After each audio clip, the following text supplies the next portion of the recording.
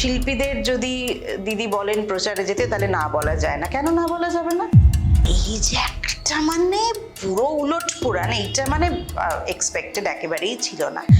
না হলে টালিগঞ্জ বা রাসবিহারী বা ভবানীপুরে যা রেজাল্ট হয়েছে, এটা তো একেবারেই আনএক্সপেক্টেড ছিল। চতুর্দিকে যা পাল্টিবাজির নমুনা দেখছি, তো তাতে লজ্জা, নিজেদের লজ্জা ছাড়া আর কিছু হচ্ছে না। আমরা ছোটবেলা থেকে যে ফিল্ম ফেস্টিভ্যাল থেকে বড় হয়েছি, সেটা একটা হাস্যকর জায়গায় চলে গিয়েছিল গত 15 বছর। রাহুলের চলে যাওয়াটাতে বেদনা তো পেয়েছি, শোকের কথাটা তো ব্যক্তিগত জায়গায় প্রচন্ড রেগে আছি। আরজি করে আমার মুখ, আরজি কর তো একটা মানে একটা কি বলবো, একটা মানে নিন্দার ভাষা নেই, এমন একটা ঘটনা ঘটেছিল। সেই রকম একটা ব্যাপারে রাস্তায় নামলে বা প্রতিবাদ করলে বা ডাক্তারদের পাশে থাকলে যদি কাজ চলে যায়, তাহলে এর থেকে লজ্জার আর কিছু নেই। যে কেউ এসেই অভিনেতা অভিনেত্রী হয়ে যাওয়া ব্যাপারটা ভীষণ না জলের মতো সহজ হয়ে গেছে। যার যত ফলোয়ার তার তত কাজ বেশি, তো চলুক না, মানে আমার অসুবিধে কিছুই নেই। কিন্তু আমিও দেখতেছি যে এরকমভাবে কতদিন চলে। ভাবতে খারাপ লাগে যে কিছু কিছু মানুষের জন্য আমাদের গোটা ফিল্ম ফ্র্যাটার্নিটিকে খারাপ কথা শুনতে হয়। এই 15 বছরে কতটা বদলালো ইন্ডাস্ট্রি? আরজি কর কাণ্ডে ভীষণভাবে প্রতিবাদী মুখ তুমি ছিলে, সেটা তোমার ব্যক্তিগত জীবনে বা কাজের ক্ষেত্রে কতটা এফেক্ট ফেলেছিল? এই যে ব্যান কালচার এবং দাদাগিরি, হ্যাঁ, কিছু পাওয়ার হাংরি লোকজন, তাদের হাতে পাওয়ার ছিল বলে তারা যা ইচ্ছে তাই করতো। নতুন সরকার, তাতেও আমাদের ইন্ডাস্ট্রির বহু মানুষ আছেন, আমাদের বন্ধু বান্ধবরা আছেন। আশা করব তারা তো এখন জিতে এসে বলছেন যে এগুলো থেকে, হ্যাঁ, এগুলো বন্ধ হবে। এবার মুখে বলে তো, মুখে বলা তো অনেক দেখলাম। যখন বাম জমানা ছিল তখনও, তখন তৃণমূল ছিল তখনও, এখন বিজেপি এসেন এখনো। আমি কখনো কোনো কারুর থেকে কোনো সাহায্য নিইনি, নেবও না।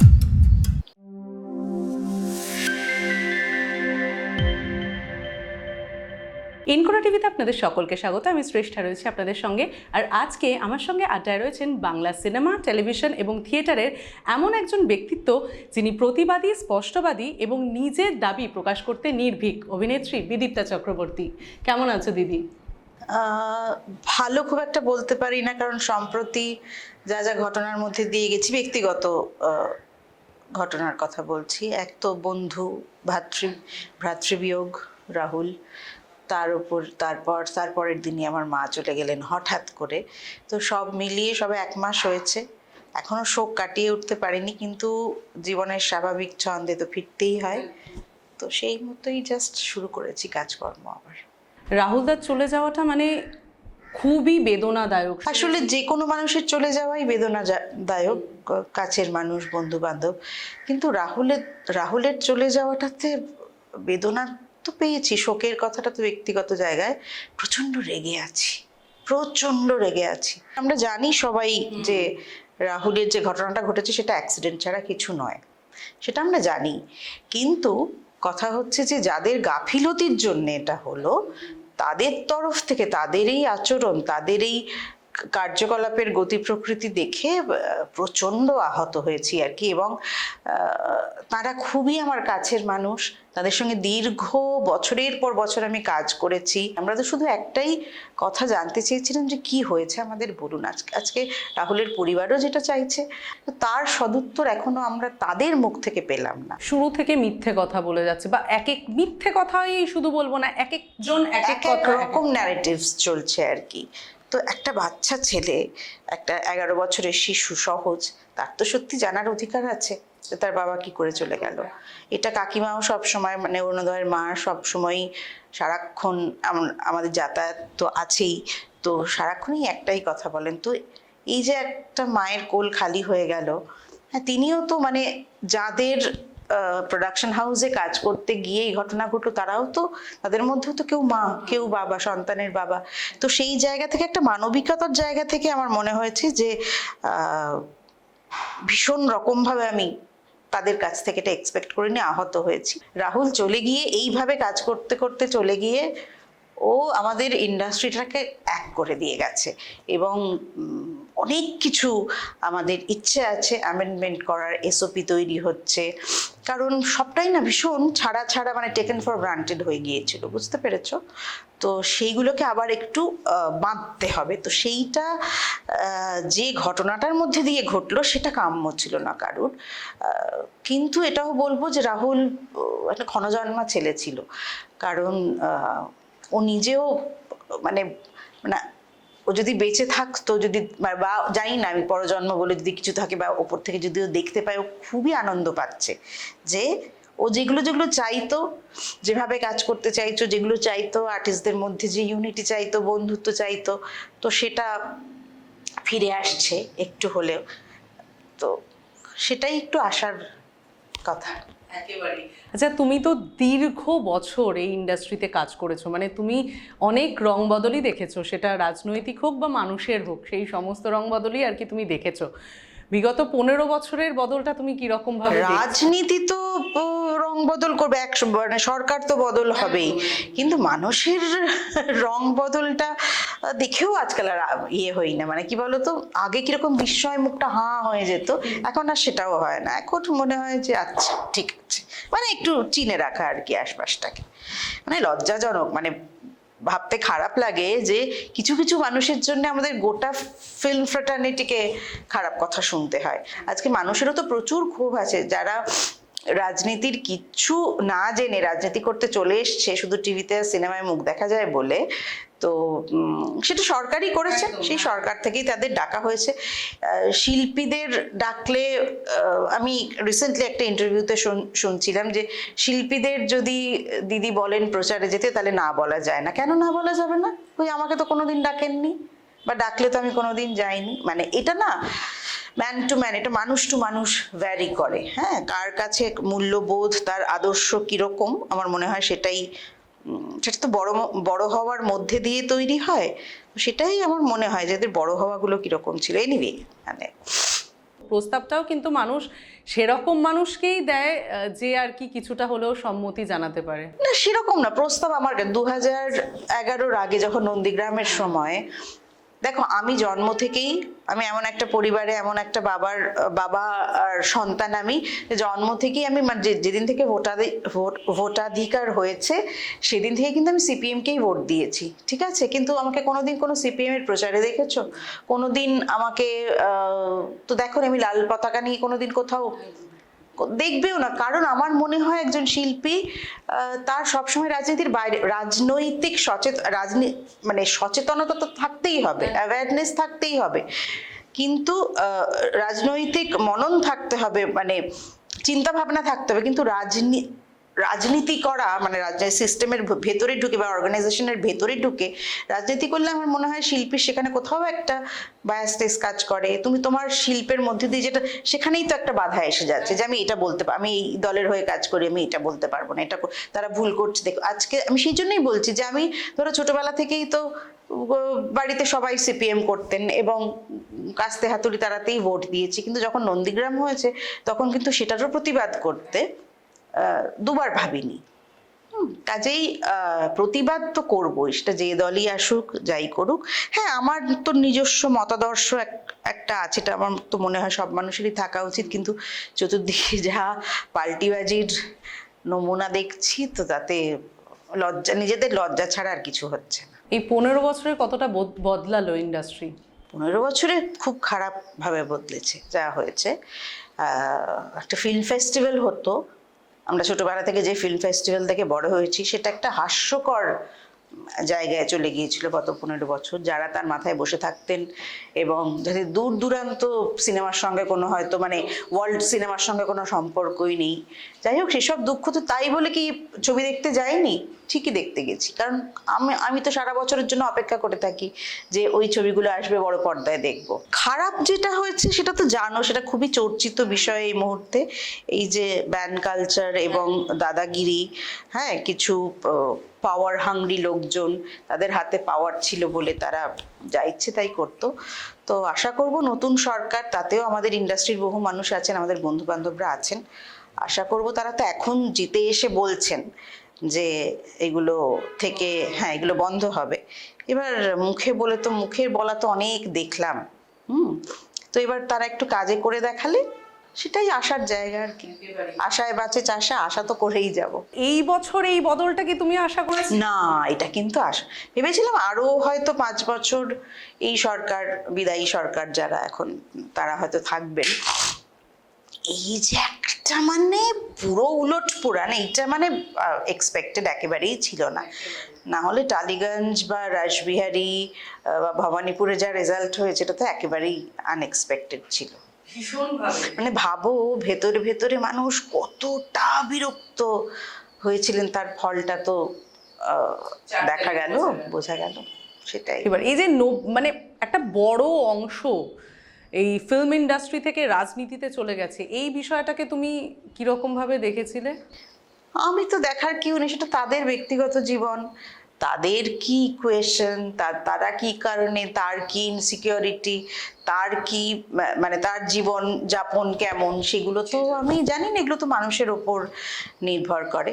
আমি খুবই রাজনীতি সচেতন মানুষ, কিন্তু রাজনীতির মধ্যে কোনোদিনই ঢুকতে চাই না, সক্রিয়ভাবে কোনোদিনই ঢুকতে চাই না, এবং ঢুকবো না। ঢোকার হলে এতদিনে, আমার তো অনেক অনেক বছর হয়ে গেল কাজ করছি, বয়সও অনেক হয়েছে, হলে এতদিনে হয়ে যেত। কিন্তু ওই সুবিধে আজ অবধি কোনো সরকার, সে যখন বাম জমানা ছিল তখনও, যখন তৃণমূল ছিল তখনও, এখন বিজেপি এসেছেন এখনো, আমি কখনো কোনো কারুর থেকে কোনো সাহায্য নিইনি, নেবও না। যে ভুল করবে তার মুখের উপর, কারণ আমি যদি কারুর থেকে একটা ধরো সাহায্য নিই, তাহলেই তো আমি পরের মুহূর্তে সে যদি কোনো ভুল করে বলতে গেলে আমার বদরেশন হবে, আটকাবে, তো সেটা আমি চাই না।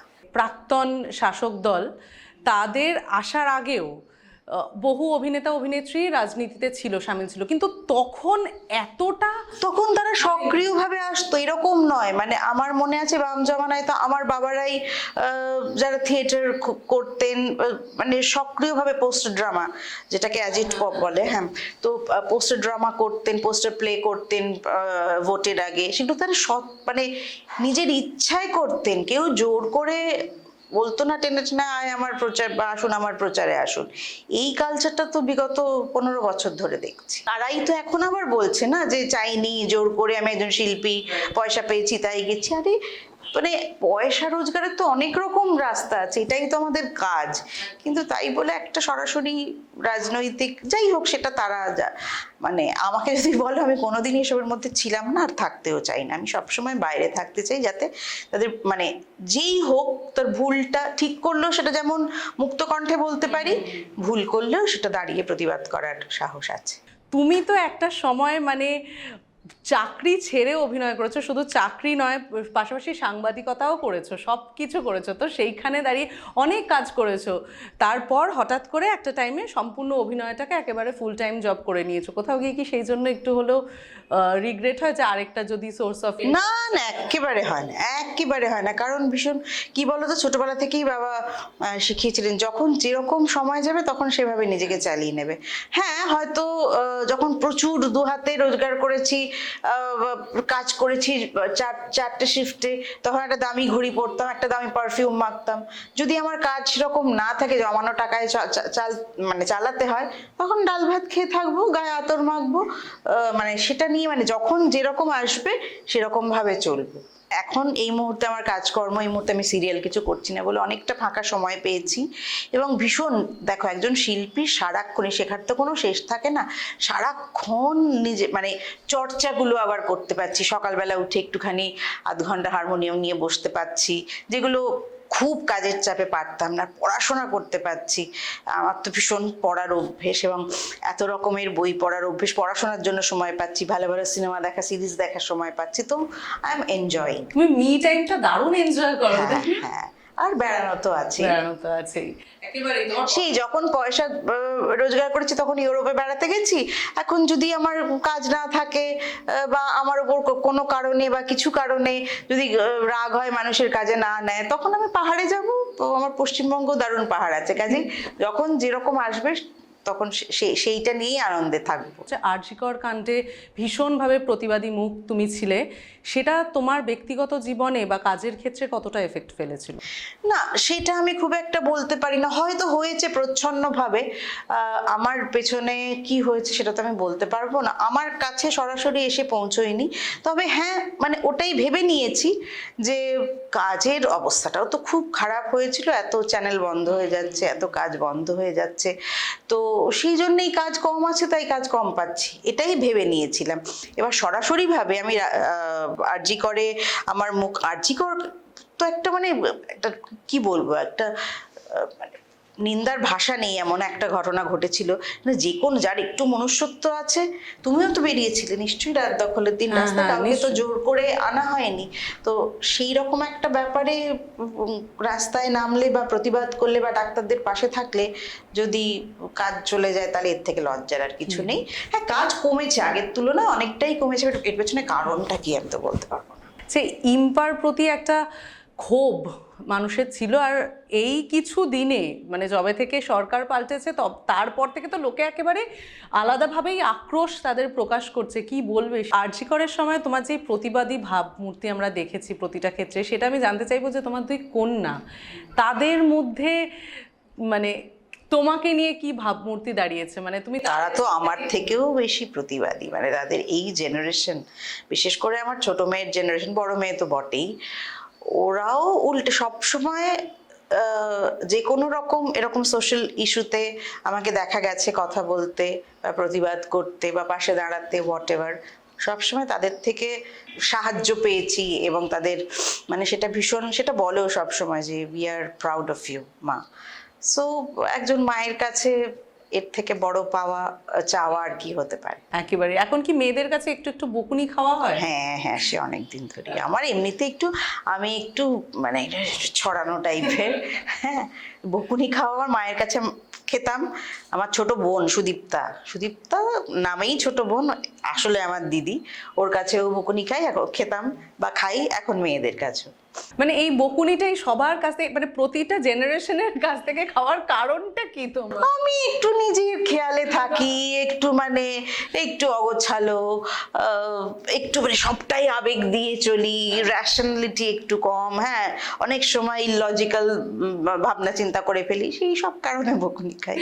জেনারেশন বদলাচ্ছে, অনেক কিছুই, সকলের দৃষ্টিভঙ্গি বদলাচ্ছে। তোমার মেয়েদের চোখ থেকে দুনিয়াটাকে কিরকম ভাবে দেখো? তোমার ভাবনা তাদের ভাবনা কি অনেকটা এক নাকি? না, ভাবনা দেখো যুগের সঙ্গে সঙ্গে তো পাল্টায়, মানে যুগও যেরকম পাল্টাচ্ছে, আমরা যে ভাবনায় যে মূল্যবোধে, মূল্যবোধটা কোথাও হয়তো ডিপ রুটেড একই থাকে, কিন্তু তার প্রকাশটা পাল্টে যায়। তো ওদের কাছে এখন ওদের হাতের মুঠোয় সারা পৃথিবী। আমাদের যেমন আমরা জানতাম এখানেই থাকতে হবে, এখানেই কাজ করতে হবে, যা করার, ওদের কাছে এখন মানে কি করে, বাবা মার বয়স হয়েছে, আমাদের এখনোই ভাবনা হয় যে কি করে ছেড়ে কোথাও বাইরে কাজ করতে চলে যাব, মানে আমি পার্মানেন্টলি সেটেল করার কথা বলছি। কিন্তু ওরা ওদের জেনারেশন অনেক বেশি ফোকাসড নিজেদের কাজ নিয়ে, ওরা জানে নিজেরা কি করতে চায়, সেই মতো ভাবনার তো একটা কোথাও বদল আছে, কিন্তু যেটা হয় সেটা ভালোর জন্যই হয় আমার মনে হয়। যুগের সঙ্গে সঙ্গে তো তোমাকেও নিজেকে মানিয়ে নিতে, হ্যাঁ, চেঞ্জ করতে হবে। একেবারেই। তোমার জীবনের বেশ কিছু মানে সিদ্ধান্ত খুব চ্যালেঞ্জিং, মানে ওই যে সমাজের যে সামাজিক গণ্ডি বাঁধা যেই বিষয়গুলো রয়েছে, ভালো বউ, ভালো মা, ভালো মেয়ে, এরকম, তো সেই দিক থেকে বেশ কিছু ডিসিশন অনেকটা চ্যালেঞ্জিং। তো তোমার কাছে কি? আচ্ছা, ভালো বউ মানে কি? মানে শাঁখা সিঁদুর পরে গায়ে কাপড় দিয়ে শুধু রান্না করে গেলাম, স্বামীর সেবা করে গেলাম সংসারে, তাহলেই কি ভালো বউ হয়? আমি যে এত ছোটবেলা থেকে নিজে রোজগার করে সংসার চালিয়ে দুই মেয়েকে বড় করেছি, বাবা মাকে শেষ দিন অবধি দেখেছি, এটা কি ভালো মেয়ে বা ভালো বউয়ের পরিচয় নয়? সেখানে যদি কাজ করতে গিয়ে আমাকে একটু অন্যরকম হতে হয়, আসলে এটা না সবটাই তোমার মাথা কিভাবে চলছে, ভাবনা কিরকম, তার উপরেই মানে পুরো তোমার জীবনটা চলে, তোমার জীবনের চলাটা সেই রকমই হয়। এই জার্নিটা কি চ্যালেঞ্জিং ছিল নাকি তুমি একেবারে অ্যাডভেঞ্চার হিসেবে? আমি ভীষণই অ্যাডভেঞ্চারাস, আমি পুরোটা অ্যাডভেঞ্চার হিসেবেই নিয়েছি। চ্যালেঞ্জিং তো ছিলই, কখনো কখনো অনেকই বিপদে পড়তে হয়েছে, কিন্তু সেটাকেও চ্যালেঞ্জ হিসেবে নিয়ে আমি বেশ ভালোই গেছি। আলটিমেটলি যেটা হয় সেটা ভালোর জন্য, সেটাই হয়, কোনো রিগ্রেট নেই আমার, এটাই বলছি। আমি যদি এই মুহূর্তে মরে যাই, আমি কোনো রিগ্রেট নিয়ে মরতে চাই না। তো সেই মতোই আমি জীবনটাকে চালাই, যা ইচ্ছে তাই করি, যা ইচ্ছে করে, যেভাবে চলতে ইচ্ছে করে। আমার খুব ভালো লাগলো এই যে একটা হ্যাপি সোল, এটা আমি ফিল করতে পারলাম তোমার মধ্যে থেকে। আচ্ছা, তোমার মেয়েদের কাছ থেকে পাওয়া তোমার বেস্ট গিফট কি? দেখো, আমি কত বড় অভিনেত্রী কি, তাদের জন্য তারা গর্বিত হয় বা এসে বলে মা তুমি খুব ভালো অভিনয় করেছো, হোয়াট এভার, সেইগুলোকে আমি অত সিরিয়াসলি নিই না। কিন্তু যখন বলে আমার কোনো একটা কাজে মা তোমার জন্য উই ফিল প্রাউড, সেটা আমার মনে হয় আমার কাছে সব থেকে বড় পুরস্কার। আর আমার মেয়েরা জানে যে মাকে একটুখানি গলাতে গেলেই দুখানা বই কিনে দিলেই মা গলে যায়। তো এরকম বিভিন্ন সময় আমার জন্মদিন বলো, ম্যারেজ অ্যানিভার্সারি বলো, বা দুঃখ হয়েছে, মন খারাপ, ডিপ্রেশন হয়েছে, ঠিক মেয়েরা রিসার্চ করে মায়ের এই সময় কি বই পড়তে, কিরকম ধরনের বই পড়তে হলে মায়ের মুড এনহান্স হবে, তো সেই রকম বই কিনে এনে দিয়েছে। তো এইগুলো আমার কাছে গিফট তো বটে। এই এফর্টটা তো বিশাল, মানে এগুলো খুব কম মানুষই করে। এই ঝগড়াঝাটি, এই যে খামখেয়ালিপনা, এটার জন্য যে তোমার ঝগড়া হয় বা বকা খাও, এরকম বিরসাদার সঙ্গে এরকম? বিরসা খুব ধৈর্য আমার সঙ্গে, যে এত বছর আছে আমার তো পুরো তার কাটা। হ্যাঁ, কখন কি হয়, কখন কি বাতিক হয়, এই মনে হলো যে ভাল লাগছে না, এক্ষুনি বেরিয়ে কোথাও একটা চলে যাব গাড়ি নিয়ে, তো চলে গেলাম। ও বেচারা আমার সঙ্গে সঙ্গে যেতে হয়, বা যাই হোক নিজে কাজের জন্য না যেতে পারলে ছেড়ে দিতে হয়। তো এইসব কিছু পাগলামি আছে, সেই পাগলামি নিয়ে ভালোই আছি। এই যে রাজনৈতিক বদলটা হয়েছে আমাদের পশ্চিমবাংলায়, ইন্ডাস্ট্রিতেও একটা আশা করি একটা বিশাল বদল আসবে, কি বলতে চাও সেটা নিয়ে? সেটাই বলতে চাই, যেই আসুক দায়িত্বে, এটা আগেও বললাম যে কাজকর্ম বাড়ুক। এই যে লোকের কাজ নেই, কত ডিজার্ভিং লোকজন বসে আছে, একটু কাজকর্ম বাড়ুক। কারণ সত্যি একটা সময় কাজ দিয়ে কুলোনো যেত না, আমাদের ইন্ডাস্ট্রিতে এত কাজ ছিল। আর হ্যাঁ, একটা স্ক্রুটিনি হোক, সবাই যে কেউ এসেই অভিনেতা অভিনেত্রী হয়ে যাওয়া ব্যাপারটা ভীষণ না জলের মতো সহজ হয়ে গেছে। তো সেইখানে আমার মনে হয় যে একটা স্ক্রুটিনি বা একটা ব্যারিয়ার করা দরকার। যে দেখো, ডাক্তারি করতে গেলেও তো পড়তে হয়, ইঞ্জিনিয়ার হতে গেলেও তোমাকে পড়াশোনা করতে হয়। তো সেরকম শিল্পী হতে গেলে এসে তুমি গানের সঙ্গীত শিল্পী হও, অভিনেতাই হও বা তোমাকে তো শিখতে হবে। সেটা না শিখে তুমি এসে দুদিনে খুব নাম করলে, প্রচুর পয়সা করলে, তো সেটা তো সিস্টেম এমন হয়ে গেছে। তো সেই সিস্টেমটাকেও কোথাও একটু অ্যামেন্ড করার দরকার আছে বলে আমার মনে হয়। একটা খুব সহজ আর সোজা প্রশ্ন করবো, ঠিক আছে? তুমি যেরকম থিয়েটার করে করে মানে সেই জায়গাটাও, সেই মঞ্চটাকেও তুমি চেনো, অভিনয়টাকে একেবারে গিলে খাওয়ার মতো করে তোমার মধ্যে সেই প্রতিভাটা রয়েছে। এখন বহু অভিনেতা অভিনেত্রী যারা সোশ্যাল মিডিয়া থেকে সিনেমার পর্দায় চলে আসে, সেই বিষয়টা নিয়ে কি বলবো? না, তাদের কতদিন, আমি দেখো 39 বছর হয়ে গেছে টিকে আছি, অভিনয়ই করে যাচ্ছি। তারা কদিনের জন্য, এখন একটা যুগ এসছে সোশ্যাল মিডিয়ার। এই সোশ্যাল মিডিয়া মানে আজকে ইনস্টাগ্রাম আছে, ফেসবুক আছে, দুদিন পরে নাও থাকতে পারে, দুদিন পরে এই সমস্ত রিলস কালচার নাও থাকতে পারে, তখন তারা কি করবে? মানে সেই জন্য এখন সময় আছে, মানে এখন সময় এটাই চাইছে, মানুষজন সেটাই চাইছে হয়তো, যে যার যত ফলোয়ার তার তত কাজ বেশি, তো চলুক না, মানে আমার অসুবিধে কিছুই নেই। কিন্তু আমিও দেখতে চাই যে এরকমভাবে কতদিন চলে। তোমার বেসিকটা যদি তোমার তৈরি না হয়, তাহলে তুমি কতদিন চালাবে? আচ্ছা, এই বিগত বেশ কিছু বছরে আমরা সাকসেস পার্টি বিষয়টা সিনেমার ক্ষেত্রে ভীষণভাবে দেখেছি। মানে কতদিনের 25 দিন 50 দিন সাকসেস পার্টি। এখন তো এখন তো নিজের ঢাক নিজে পেটাবার যুগ, কাজেই ওইটা বলেই আর কি। হয়তো আমিও কখনো এই সাকসেস পার্টিতে থেকেছি, কারণ আমি সেই কাজটায় ধরো করেছি। আমার এই মুহূর্তে মনে পড়ছে না, কিন্তু বলছি যে আমারও তো হতে পারে। কাজে এটা আমার প্রফেশনাল কি বলবো, কমিটমেন্ট। আমি যদি একটা ছবি করি, তার যদি সাকসেস পার্টি হয়, এবার কিসের সাকসেস, কি সাকসেস, সেটা নিয়ে প্রশ্ন করলে তো মুশকিলে পড়ে যাব। আরে লোকে বলবে তো তুই কত ভালো বা তুই কি পারিস, তুই নিজেই বলছিস। সিনেমা নিয়ে কিন্তু এখন একটা প্রমোশনের সব থেকে বড় প্রমোশনটা কিন্তু এখন বাংলা সিনেমার ক্ষেত্রে একটা বিশাল বড় জায়গা হয়ে দাঁড়িয়েছে। মানে এখন কি হচ্ছে কি না হচ্ছে, কিন্তু প্রচুর প্রমোশন করেও তো ছবি কোটি কোটি টাকা খরচ করে প্রমোশন হলো, কিন্তু ছবি হলো না। মানে ছবি কি বলবো, টাকা উঠলো না। আবার দেখো এইভাবেও তো এই অদম্যের মতো ছবি, হ্যাঁ, যেটা ক্রাউড ফান্ডিং করে করা, বা নধরের ভেলা, ওরা কি সুন্দর একটা রাস্তা নিয়েছে, তাতেই তো চলছে, মানে হাউসফুল হচ্ছে, মানে খবর বেরোলেই শো আছে, খবর বেরোলেই হাউসফুল হয়ে যাচ্ছে, তো এটাও তো একটা রাস্তা। কাজেই এবার যার বাজেট আছে সে প্রমোশন করে, যার নেই সে করতে পারে না। তবে ভালো সিনেমার কদর এখনো আছে। দেখো, কখনোই ভালো শিল্প সবসময় সবার জন্য নয়, মাসের জন্য নয়। হ্যাঁ, এবার মাসের কথা ভেবে তুমি যদি মানে প্রমোশন করো, ইয়ে করো, তাতে যদি মাস দেখতে আসে, তুমি খরচ করেছো বা প্রডিউসার খরচ করেছেন, তোমার দায়িত্ব টাকা তুলে দেওয়া, এটা একটা পন্থা। এবার সেটা কখনো কখনো কাজে দেয়, কখনো কখনো হয়তো দেয় না। এখন আশা করছি যে এই বদলের পর তোমাদের ইন্ডাস্ট্রির আমাদের সকল আমরাও আশা করছি যে ভালো দিন আসছে। একটা ভালো দিন আসছে, সেটাই আশা করছি। তবে সেই দিনের কথা ভেবে যদি তোমার কণ্ঠে আমি গান শুনতে পাই। এই তো ঢেকি স্বর্গে গেলেও ধানে ধানে। আমি শুনেছি তোমার কণ্ঠে গান, তাই জন্য এত অপূর্ব গান গাও, আমি তো ওই গুণটার কথা বলতেই ভুলে গেছি। ও আমার দেশের মাটি, তোমার পরে ঠেকাই মাথা। ও আমার দেশের মাটি, তোমার পরে ঠেকাই মাথা। তোমাতে বিশ্বময়ী, তোমাতে বিশ্বমায়ের আঁচল পাতা। ও আমার দেশের মাটি, তোমার পরে ঠেকাই মাথা।